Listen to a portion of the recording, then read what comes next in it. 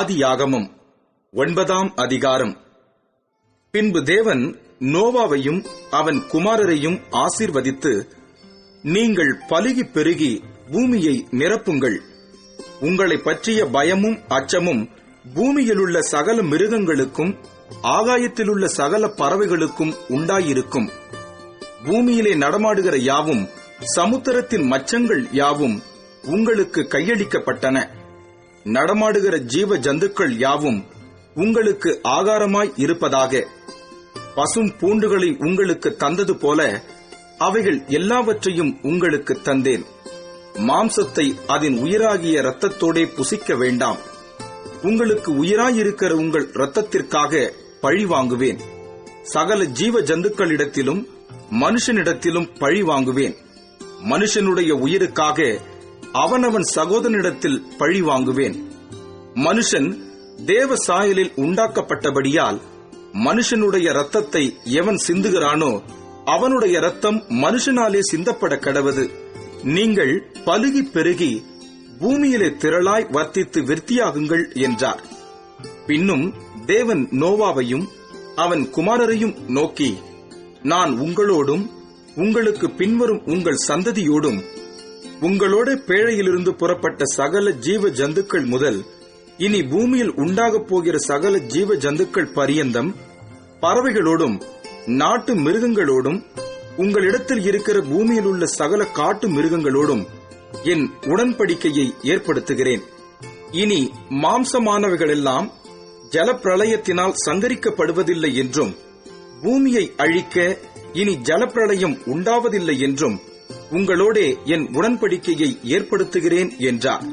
அன்றியும் தேவன், எனக்கும் உங்களுக்கும் உங்களிடத்தில் இருக்கும் சகல ஜீவ ஜந்துக்களுக்கும் நித்திய தலைமுறைகளுக்கென்று நான் செய்கிற உடன்படிக்கையின் அடையாளமாக நான் என் வில்லை மேகத்தில் வைத்தேன்.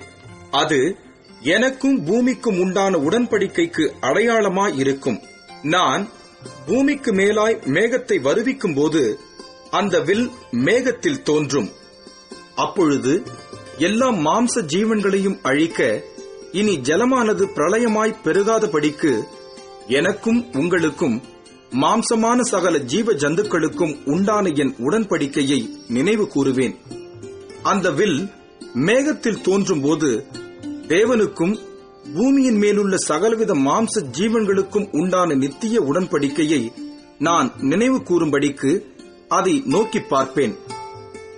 இது எனக்கும் பூமியின் மேலுள்ள மாம்சமான யாவுக்கும் நான் ஏற்படுத்தின உடன்படிக்கையின் அடையாளம் என்று நோவாவோடே சொன்னார். பேழையிலிருந்து புறப்பட்ட நோவாவின் குமாரர் சேம், காம், யாப்பேத் என்பவர்களே. காம் கானானுக்கு தகப்பன். இம்மூவரும் நோவாவின் குமாரர். இவர்களாலே பூமி எங்கும் ஜனங்கள் பரம்பினார்கள். நோவா பயிரிடுகிறவனாகி திராட்சை தோட்டத்தை நாட்டினான்.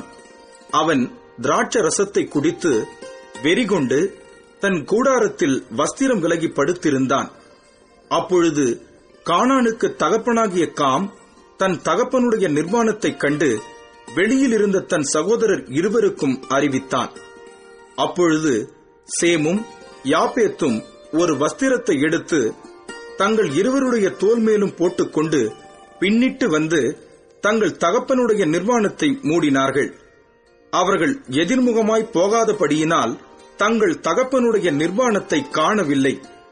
நோவா திராட்சை ரசத்தின் வெறி தெளிந்து விழித்தபோது தன் இளைய குமாரன் தனக்கு செய்ததை அறிந்து, கானான் சபிக்கப்பட்டவன், தன் சகோதரரிடத்தில் அடிமைகளுக்கு அடிமையாயிருப்பான் என்றான். சேமுடைய தேவனாகிய கர்த்தருக்கு ஸ்தோத்திரம் உண்டாவதாக. கானான் அவனுக்கு அடிமையாயிருப்பான். யாப்பேத்தை தேவன் விருத்தியாக்குவார். அவன் சேமுடைய கூடாரங்களில் குடியிருப்பான். கானான் அவனுக்கு அடிமையாயிருப்பான் என்றான். ஜலப்பிரளயத்துக்கு பின்பு நோவா 350 வருஷம் உயிரோடு இருந்தான். நோவாவின் நாட்கள் எல்லாம் 950 வருஷம். அவன் மரித்தான்.